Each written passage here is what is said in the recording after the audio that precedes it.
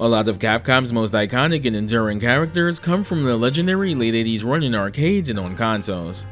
The Final Fight trio and Strider in 1989, and Ryu and Mega Man in 1987. 1985, however, brought us one of Capcom's longest standing series, renowned for its presentation, its charm, and most notably, its unrelenting difficulty: Ghosts and Goblins. Produced by Takeru Fujiwara, Ghosts and Goblins chronicles the adventures of Arthur as he journeys to save Princess Prin from the clutches of demon emperors like Astaroth and Lucifer.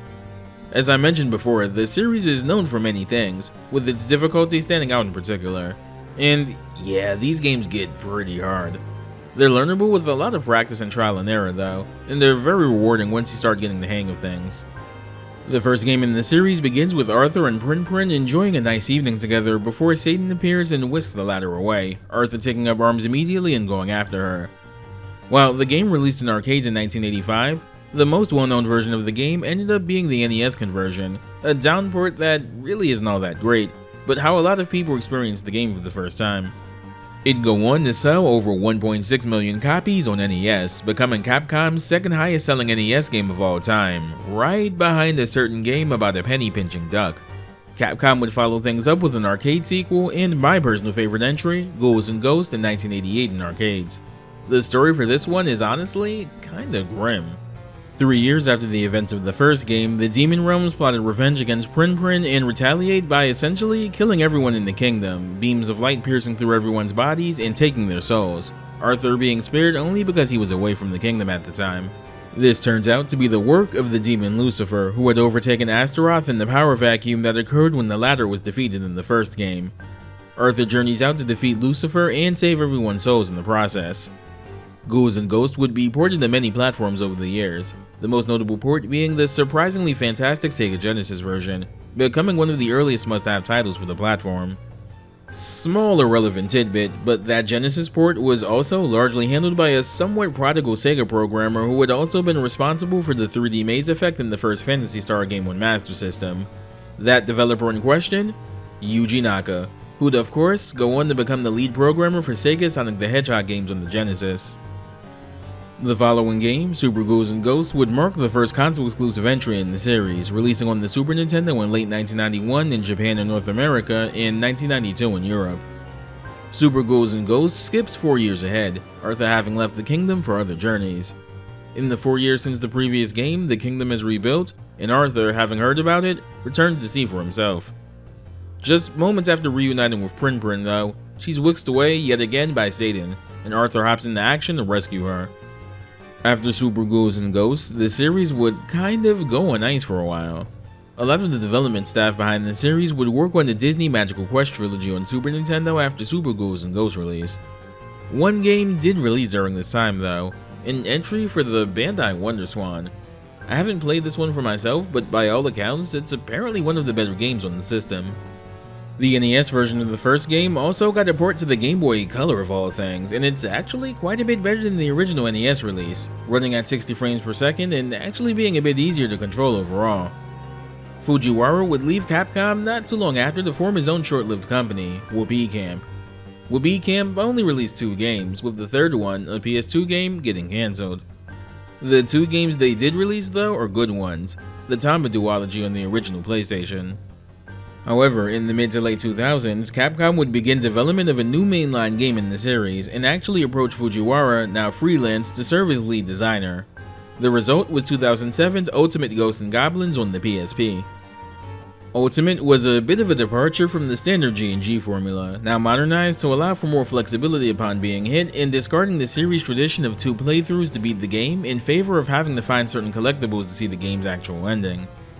This would be followed up with a Japanese exclusive re-release not too long after, Goku Makai Murakai, which rebalanced the difficulty to skew a bit easier, but also reinstated the classic armor system, along with the second playthrough needed to finish the game. Arthur's first appearance in Marvel vs. Capcom isn't exactly Marvel 3 like you would expect though. He actually debuted as an assist character in the first Marvel vs. Capcom game. According to the liner notes in the physical soundtrack release of Marvel 1, which contained composer and developer commentary, Arthur was actually initially planned to be playable, but the team had also decided on Mega Man and couldn't figure out how to differentiate them playstyle-wise. In the end, they went with the more popular character, but made Arthur an assist as consolation. Arthur would get his shot at a playable appearance in Marvel vs. Capcom 3, being revealed as a playable character at New York Comic Con 2010, alongside Spencer, Magneto, and MODOK. Arthur's voice actor in Marvel vs. Capcom 3, as well as Marvel Infinite, is Dan Warren, best known for voicing Byakuya in Bleach, though he's been in the voice acting game for a while, also voicing Igor in Persona 3 and 4, and even Piccolo in Dragon Ball GT Final Bout. Arthur's Japanese voice actor in Marvel 3 is Tetsu Inada. Inada is best known for regularly voicing very masculine, manly men type characters, which definitely fits Arthur. Some of his more notable roles include Leah Whitefang in Guilty Gear, Nappa in everything Dragon Ball related from Dragon Ball Kai onwards, Panther Caroso in Star Fox Assault, and the coolest Castlevania character that isn't Alucard or Soma Cruz, Julius Belmont. With all that said, let's get started.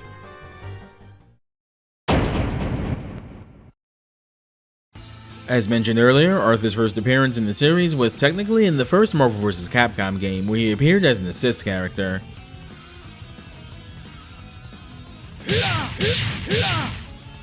He hops on screen, chucks 3 lances, and then jumps off screen, his jumping animation being identical to how it appears in his home series.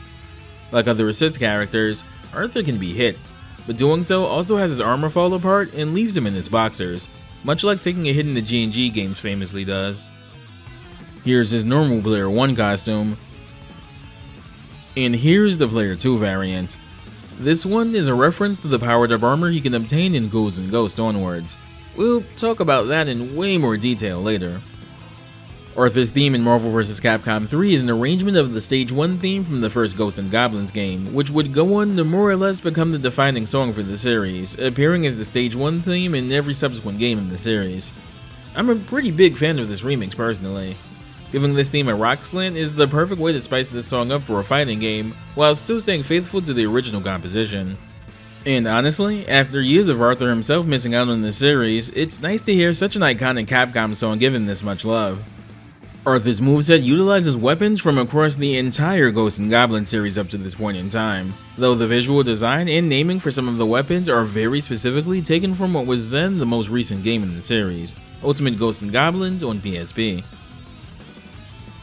Arthur plays incredibly faithfully to his home series in Marvel vs. Capcom 3, for better or worse, though that also means that things are kind of an uphill battle for him. Arthur has some of the best zoning in the game, with a wide array of projectiles he can harass people with from full screen. Said projectiles also do pretty decent chip damage, which adds up pretty quickly. And his gold armor install boosts his damage even further, and also provides some great team utility by boosting his assists. That said, Arthur is a very small character, meaning that while some attacks will sail right over him, he also has some of the stubbiest normals in the game.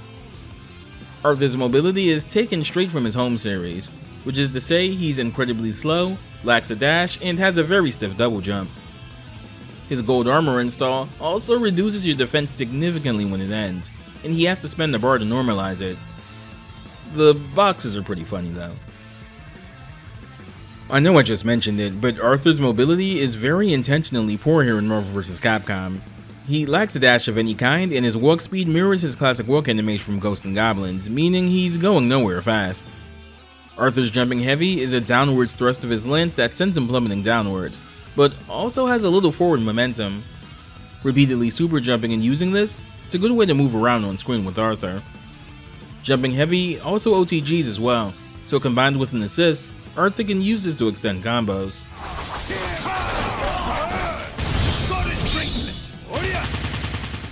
Arthur also has 2 command normals worth noting. First is Cross Sword, done with back and heavy attack.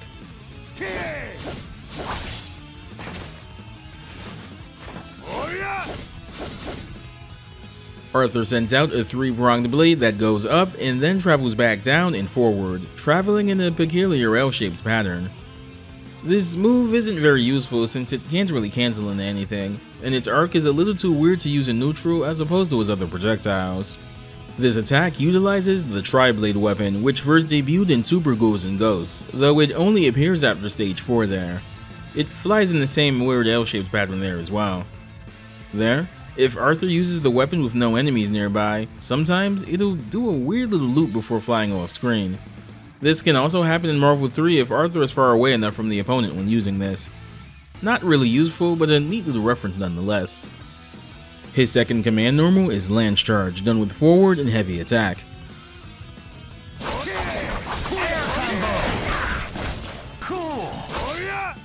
Given Arthur's otherwise stubby normals, this is a good way for him to close the distance on a grounded opponent and confirm into an air combo since it combos into his launcher cleanly. Arthur's first special move is Dagger Toss, done with a quarter circle forward and light attack. Arthur tosses out a dagger that travels across the screen at a relatively decent clip. You can tap light an additional 2 times to fire up to 3 daggers total. Being able to space out the height of these when tossing them in the air makes this a good tool for full screen zoning. Daggers have been an obtainable weapon since the very first Ghosts and Goblins game, having a pretty fantastic rate of fire overall. There's a particularly angry player out there that'd probably recommend getting them as soon as possible in that game. Lance Toss is done with a quarter circle forward and medium attack. Arthur chucks one of his trademark lances at the opponent. If you press medium twice, he'll throw out an additional lance. Of all of Arthur's weapons, this one is his most iconic, being his starting weapon in every Ghosts and Goblins game. Anytime Arthur makes a cameo somewhere, you can almost guarantee he'll have this lance beside him. Quarter circle forward and heavy attack is Scatter Crossbow.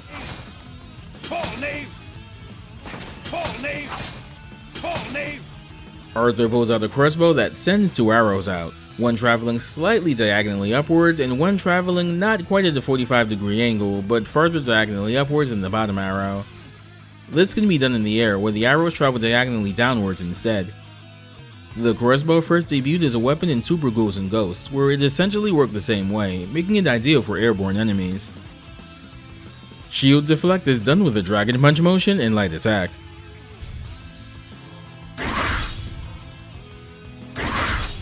Arthur pulls out and crouches behind the shield. The shield can repel projectiles and can also act as a counter to certain physical attacks. It won't deal any damage, but it does stagger the opponent. Shields have been in the series since Super Ghouls and Ghosts, where they can protect Arthur from projectile attacks. However, this specific shield is the Night Shield, which was an equipable shield in Ultimate Ghosts and Goblins. Heavenly Slash is done with a Dragon Punch motion and medium attack. Arthur pulls out a sword and does a quick upward slash. This move actually has a bit of invincibility, which can make it useful for barreling through attacks. There's not really much Arthur can do after this attack though, at least initially. More on that later. Hellbound Slash is done with a Dragon Punch motion and heavy attack. This time, Arthur slashes upwards, then immediately slashes downwards. Because of the hard knockdown this causes, Arthur can follow up with one of his OTG options to extend his combo. Though Arthur is known primarily for his projectile arsenal, he's also had the ability to use a sword starting in Ghouls and Ghosts. There, it has incredibly short range, but it hits twice as hard as most of his other weapons. Speaking of OTG options, Arthur's next move is Fire Bottle Toss, done with a quarter circle back and light attack. Burn! Yes! Burn! Yes! As the name suggests, Arthur throws a fire bottle in a small arc. If it hits the opponent, it causes a small explosion. If it hits the ground first, however, this causes some flames to appear and move forward a bit, hitting multiple times. This can OTG, giving Arthur a solo combo extension option in the corner.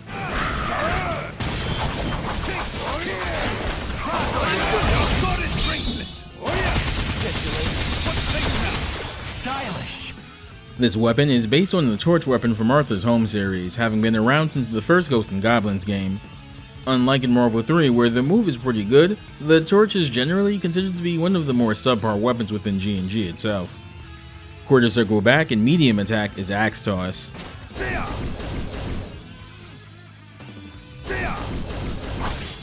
Arthur flings an axe that flies straight forwards. Only one axe can be on screen at a time, and it's bigger and travels noticeably slower than Arthur's other projectiles. This one's another weapon that's been around since the very first Ghosts and Goblins game, although it's a bit rare there. Quarter circle back and heavy attack is Scythe Toss.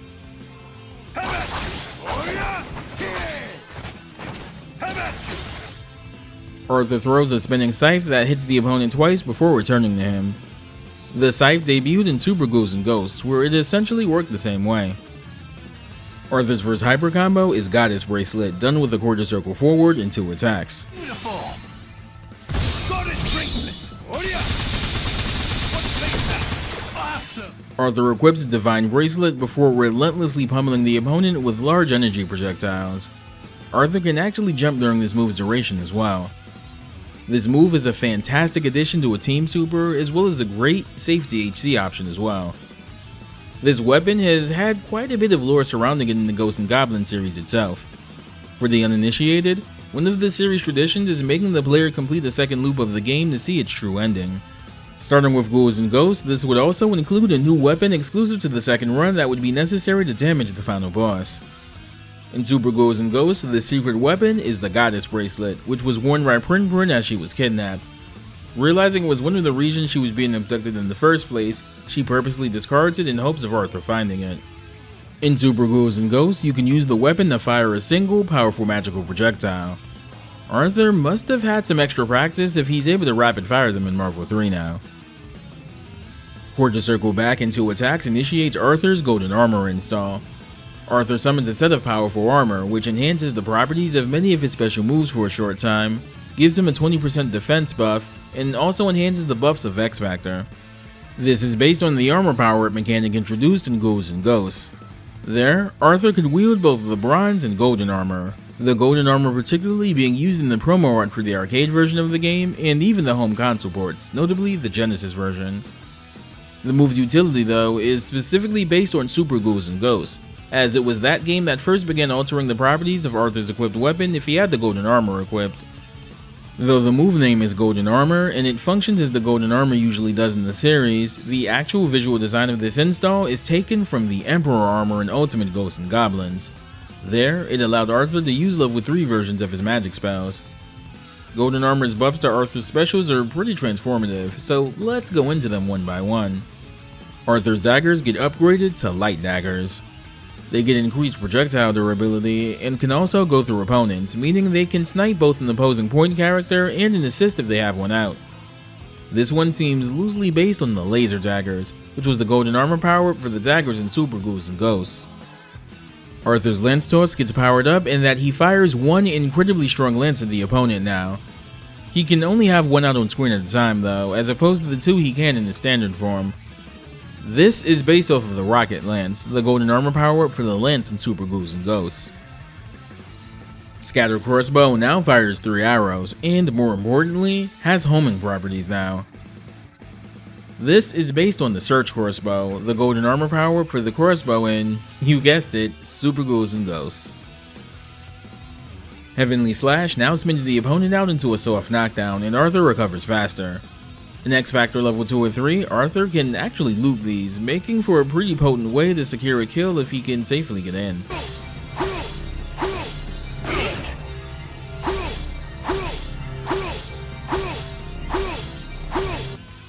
The second hit of Hellbound Slash also ground bounces now, allowing Arthur to follow up with a combo. Fire Bottle Toss now travels farther and deals more hits overall. This is based on the Magic Fireball, the Golden Armor Torch upgrade in Super Ghouls and Ghosts. The axe has perhaps the most noticeable change. It now travels upwards in a small arc before stopping, then immediately flying forwards. Its hitbox isn't as large as the regular axe, but still pretty big. This is based on the Hefty Axe, the Golden Armor upgrade for the axe in Super Ghouls and Ghosts, where it functions the exact same way. The scythe now hits 4 times instead of 2. This is based on the Tornado Scythe, the Golden Armor Scythe upgrade from Super Ghouls and Ghosts. When the armor meter runs out though, it explodes in spectacular fashion, and Arthur is left in his boxers. In this state, he takes 30% more damage, and his X Factor damage boost isn't as pronounced. However, his speed boost in X Factor is actually significantly increased. The meter does not care if you're in the middle of a combo when it expires though. If you're in the middle of one, you'll be ejected right out of the armor, combo count be damned. This is of course a reference to the health mechanic in the Ghost and Goblin series. Arthur can essentially take 2 hits. The first has his armor explode, and the next kills him outright. It's such an iconic part of the game that its spin-off series, the hugely underrated Maximo games on PS2, also utilize this mechanic wholesale. Arthur can spend the bar in the armor super to regain his standard armor as well. Arthur's level 3 is for the princess, done with a dragon punch motion and 2 attacks. Great! Level maximum! Shoot it! Air combo! Great magic! Fire dragon!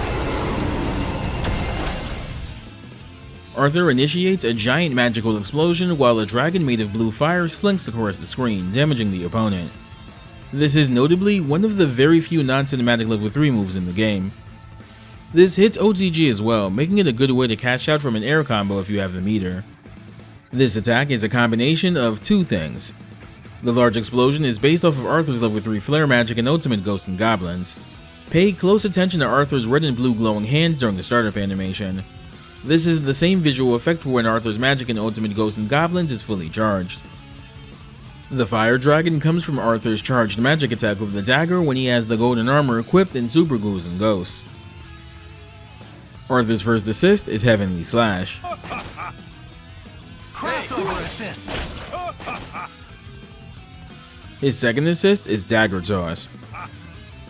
Crossover assist!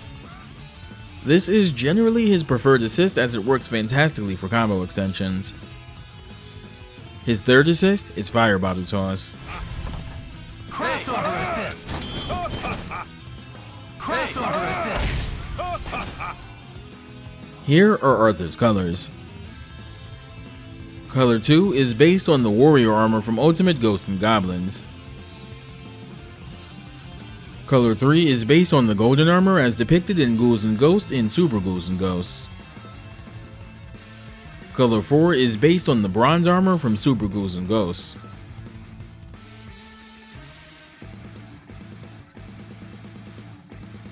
Arthur's alternate color has him armorless with the color scheme of the zombie enemies from his series. He doesn't take more damage in this form, it's purely cosmetic. He does however get 2 new skins for his armor and armorless modes though. When using his install, he now gains the cursed armor from Ultimate Ghosts and Goblins. And when it breaks, he becomes a walking, talking skeleton. It should be noted that Arthur's death animation in his series turns him into a pile of bones, though this also seems to be based on the skeleton transformation in Ultimate Ghosts and Goblins, which can occur if he comes across the magician enemy. Here are all of Arthur's character interactions. You have the air. Deep. You are not ready. You are strong, but you must regain your humanity. You too are looking for something. Let's be quick about this then. Give me a sit rep. It appears that I was more sincere. Ah, a knight of a foreign realm. Huzzah! Battle mode initiated. You lack discipline, oh foreign knight.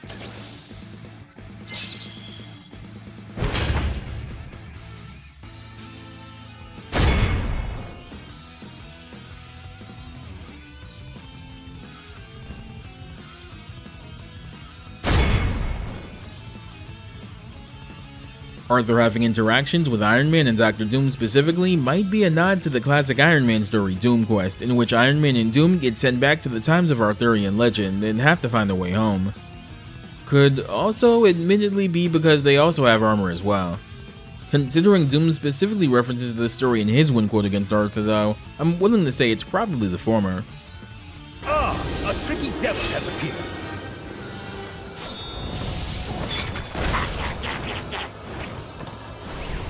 Huzzah! Cleared without a miss.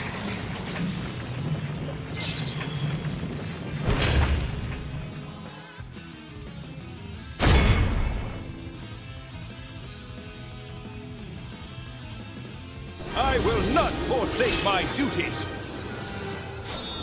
Who dares defy the dread? You have faced a knight and lost.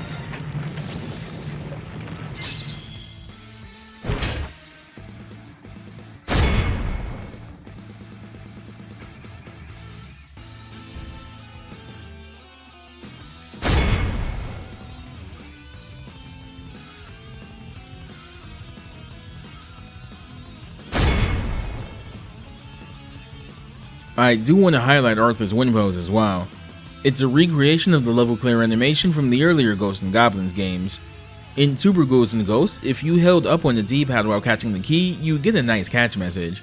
It doesn't really do anything, but it's neat that they put that in. Here's Arthur's endings in Vanilla and Ultimate Marvel 3.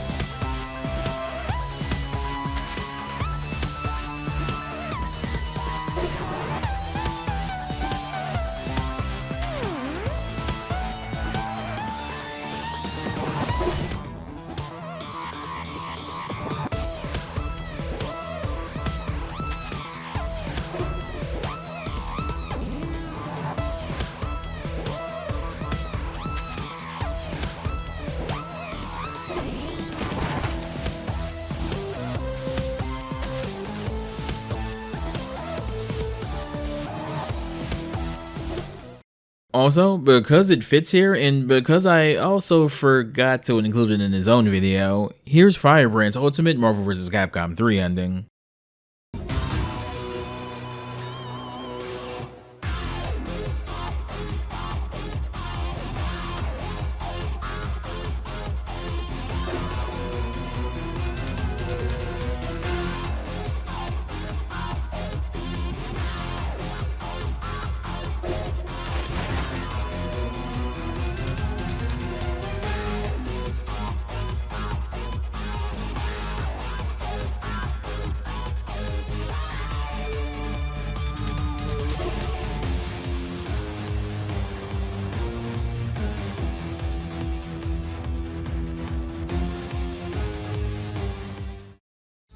Normally, this is where I'd put in the stage breakdown for Arthur's Marvel 3 stage, but I'd actually like to direct you over to Babe Ruthless's recent video dissecting every stage in Marvel 3.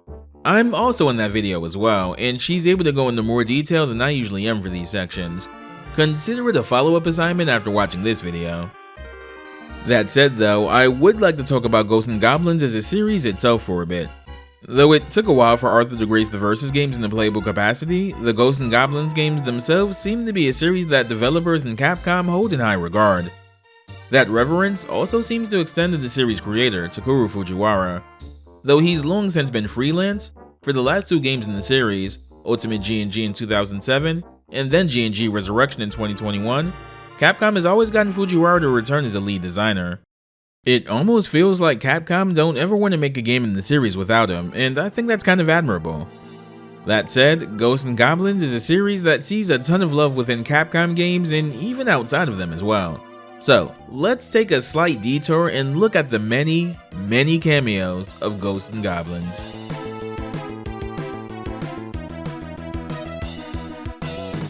One of my personal favorite cameos isn't even a character cameo, but instead a musical nod. In Mega Man 7, if you held the B button while highlighting Shade Man's stage and pressed the start button, the stage theme changes from Shade Man's usual stage theme, an incredible song on its own, to the classic Stage 1 theme from Ghosts and Goblins. Specifically, this arrangement seems to take after Super Ghouls and Ghosts' rendition of the song, given the intro. Shade Man's stage in general is a send-up of the G&G games, with the robot zombies coming out of caskets emulating the zombie enemies from Super Ghouls and Ghosts. This is all made better by the fact that the Mega Man 7 rendition of this song is probably one of the best versions of the theme, period. The added percussion and bass really do add a whole new dimension to the song. It's actually the version you're hearing right this second. This version also has a chance of playing on Shade Man's stage in Mega Man The Power Battles as well. Keeping on with Mega Man, we move on to Mega Man Powered Up, where Roll was a playable DLC character. Roll uniquely had different DLC costumes, one of which was a suit of armor obviously based on Arthur. If you have any doubt about it, take a look at the blurb on the costume select screen. The game's level creator mode also had a DLC pack of Ghosts and Goblins themed level objects as well. Slightly more of a bummer here, but Arthur was planned to be one of the guest characters in the now cancelled Mega Man universe as well, alongside Ryu. Perhaps Arthur's most curious crossover appearance was in Cannon Spike, appearing alongside characters like Charlie Nash and Cammy. Arthur here instead wears the armor as a giant golden mech suit, in reference to the gold armor from Ghouls and Ghosts, complete with a red cape. He still wields a giant lance though, in addition to other projectiles he can use as well. In the first Breath of Fire game, if you look closely at portraits in houses, some of them feature a close-up of Arthur. Arthur also appears as one of the many Capcom-themed costumes in the Camelot developed and Capcom published We Love Golf on the Wii, specifically appearing as a costume for Carlos. Damn, he kinda hidden that shit though. Arthur also appears in Namco's trilogy of crossover strategy RPGs beginning with Namco Cross Capcom. Here, he's actually held in high regard by characters like Hisenko and Dante for basically being the OG Demon Hunter, which is a pretty cool acknowledgement.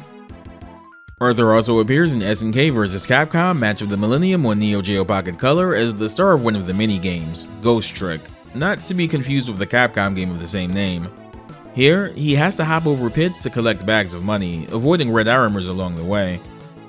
One interesting cameo that didn't materialize, at least initially, was in Tatsunoko vs. Capcom Cross Generation of Heroes, where it was revealed in the game's secret file that a Ghost and Goblin stage was planned and even developed for the game, but scrapped at some point.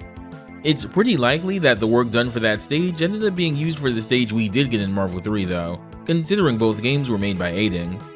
Speaking of Tatsunoko, Arthur also cameos in Soki's ending as well, enlisting his help in storming Astaroth's castle. Arthur's armor appears as an obtainable armor set via event quests in Monster Hunter Generations for Palicos, and Arthur himself was a set of layered armor that could be obtained in event quests in Monster Hunter Rise. In the latter, there's even a special quest complete animation when using this. Arthur's trademark heart boxers can be obtained as a bonus costume in the first Dead Rising game, and Arthur's armor can be obtained outright in Dead Rising 2, similarly to how the first game had a Mega Man X costume. The Capcom Heroes mode in Dead Rising 4's DLC expansion also has an Arthur costume as well. Smash Bros. Ultimate also has a Mii Fighter costume that can be purchased based off of Arthur, and Arthur himself has a spirit that can be unlocked with the Switch save file for Ghosts and Goblins Resurrection. Most recently, he got a nod in Astrobot with the Fragile Nightbot.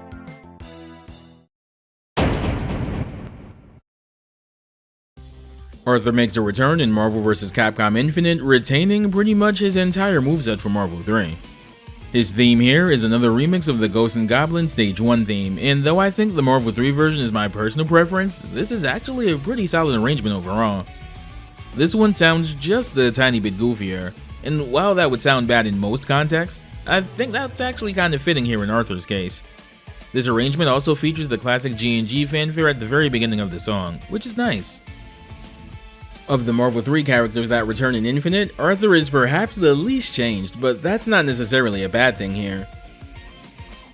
Active Switch makes Arthur a great character for setting up safe tags for his partner.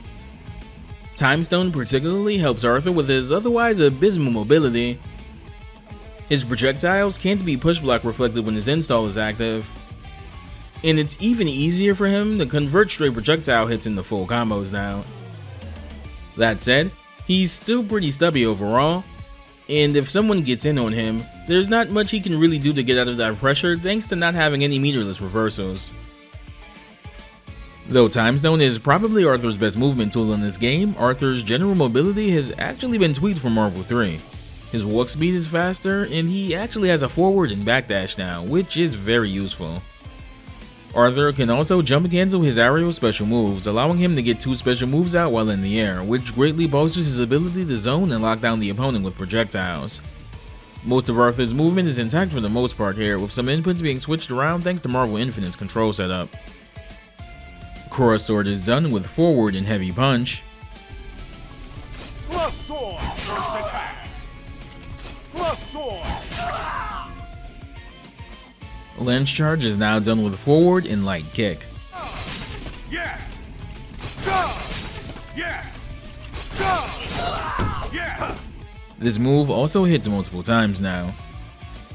Lance Impale is done with a forward and light kick in the air. Down there. This was Arthur's jumping medium in Marvel 3. Lance Thrust is a new aerial command normal done with forward and heavy kick.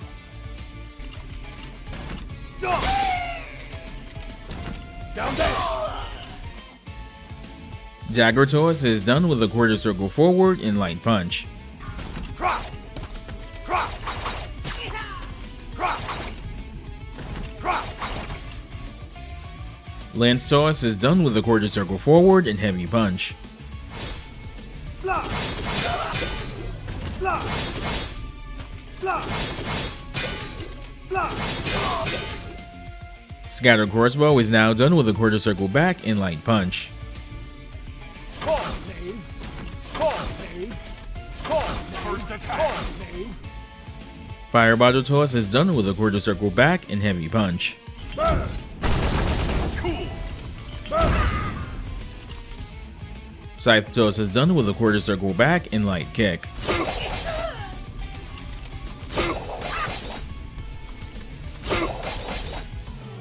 And Axe Toss is done with a quarter circle back and heavy kick.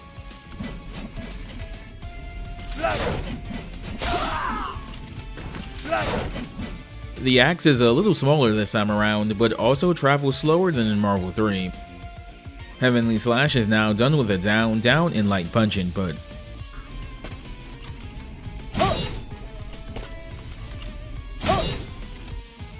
Arthur now has just enough recovery to link this into a Goddess Bracelet now, though you have to jump immediately when the super starts for it to connect. Hellbound Slash is done with a down, down, and heavy punch input.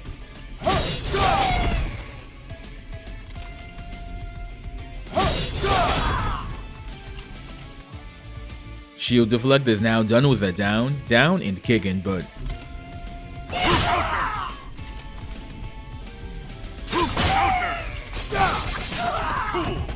This is perhaps Arthur's most altered move in Infinite. It can still be used to counter physical attacks for a stagger, and even works on attacks from the air this time around. However, the shield, at least in its normal state, can no longer be used to repel projectiles anymore. This isn't as bad as it seems, considering push blocking now has projectile reflect properties if timed right, but still worth noting. Goddess Bracelet is done with a quarter circle forward and 2 punch buttons.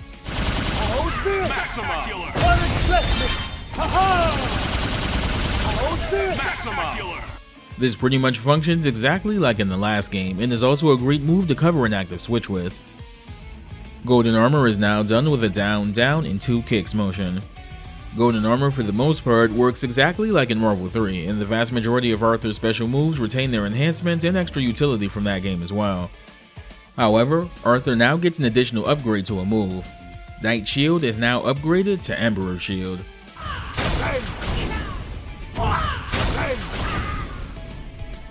Not only does the shield now reflect projectiles outright when used, but this can also absorb a hit of any projectile in the game, even hypers.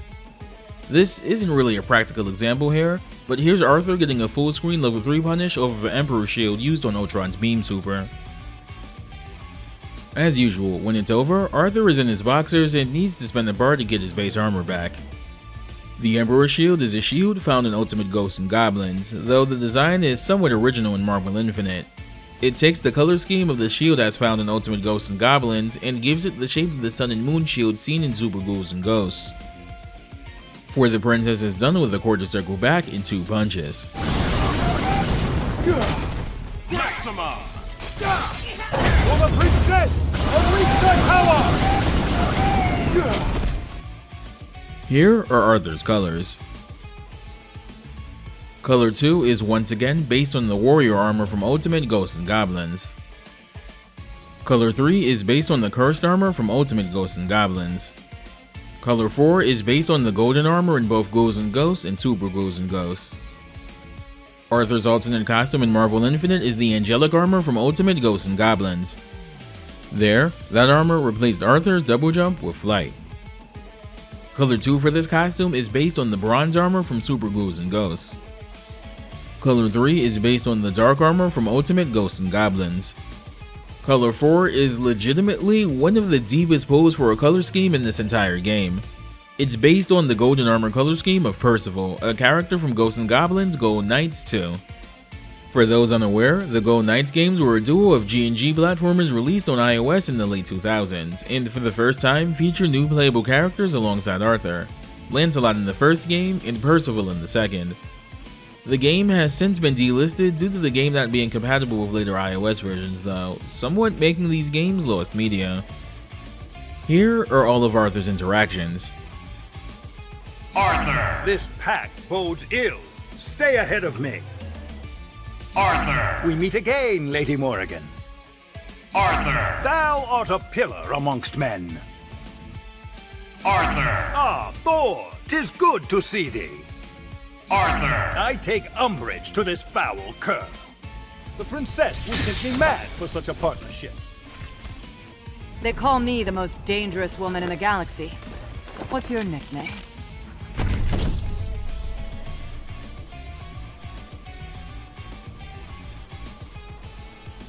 Fear not, milady. I shall aid you in battle. All right, who did it? Who put cat food in my rucksack?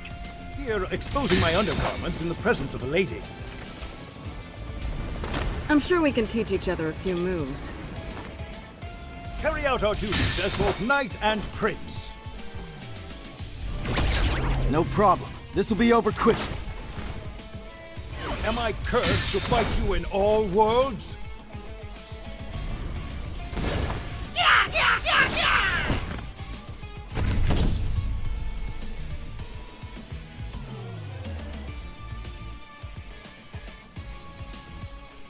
We'll see if thy legend is true, Master Bowman. Avengers, Defenders, Thunderbolts, I make any team better.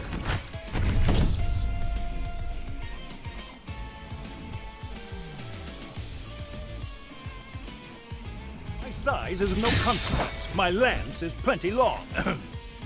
Why try to fight us? We who are God! It appears that the last opponent is also the most daunting. Do you think you can defeat us? Ready!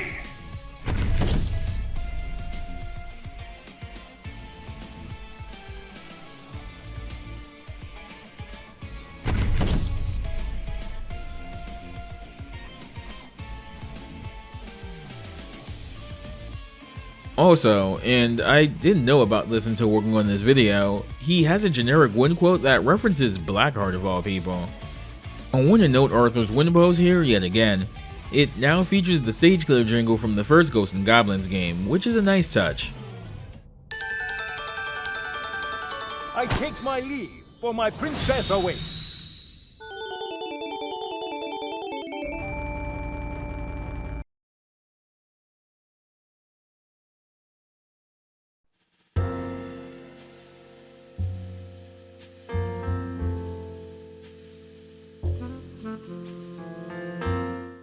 Arthur is one of those characters where it really shouldn't have taken so long to show up in these games, but I'm glad they showed up when they did. As far as I'm concerned, Arthur is Capcom royalty, being one of the oldest, most enduring characters in the company's stable, and given the way he's implemented in the Versus games, I'm sure many developers at the company agree. I think it's pretty cool that his weapons translated perfectly into a zoning moveset, and that he has to work a little harder to overcome his shortcomings to be effective. It's about as close to the G&G experience as you can reasonably get in a fighting game character.